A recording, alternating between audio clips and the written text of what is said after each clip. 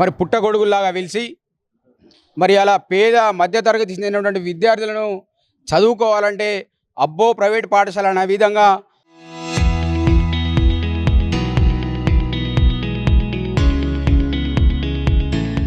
దోపిడీ చేస్తున్నటువంటి ఈ ప్రైవేటు పాఠశాలల్లో ఫీజులను నియంత్రించాలని చెప్పి బీఆర్ఎస్ విద్యార్థి విభాగం రాష్ట్ర అధ్యక్షులు గిల్లు శ్రీనివాస్ యాదవ్ గారు, మంచిర్యాల జిల్లా బీఆర్ఎస్ పార్టీ అధ్యక్షులు విద్యార్థి నాయకులు బాల్క సుమన్ గారి ఆదేశాల మేరకు ఇలా రాష్ట్ర వ్యాప్తంగా కూడా అన్ని జిల్లాలలో జిల్లా విద్యాశాఖ అధికారులకు ఫీజులను నియంత్రించాలని చెప్పి వినతి పత్రం ఇచ్చేటువంటి కార్యక్రమానికి స్వీకారం చుట్టడం జరిగింది.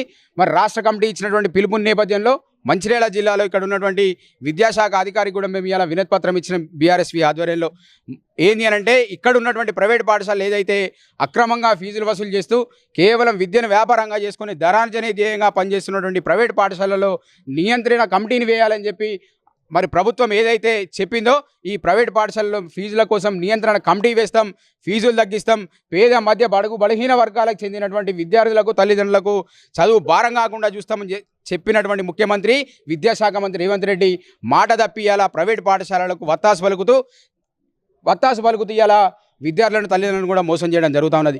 ఈ ముఖ్యమంత్రి విద్యాశాఖ మంత్రికి మేము ఒకటి డిమాండ్ చేస్తూ ఉన్నాం. ఈ తెలంగాణ ప్రాంతంలో ఉన్నటువంటి విద్యార్థులన్నా మీకు పట్టింపు లేదు, మరి వారి తల్లిదండ్రులన్నా కూడా పట్టింపు లేదు.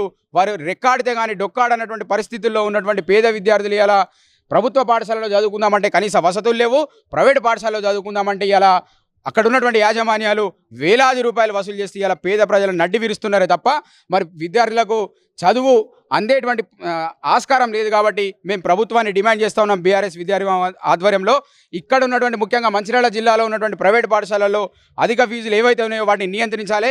ప్రభుత్వం వెంటనే నియంత్రణ కమిటీ వేసి ఒక్కొక్క విద్యార్థికి మరి వేలాది రూపాయలు 70 నుండి 80 వేల రూపాయలు తీసుకున్నటువంటి ఈ తీరును మేము బీఆర్ఎస్ విద్యార్థి విభాగంగా ఖండిస్తూ ప్రభుత్వం ఇచ్చినటువంటి మాట ప్రకారం నియంత్రణ కమిటీలు వేయాలి.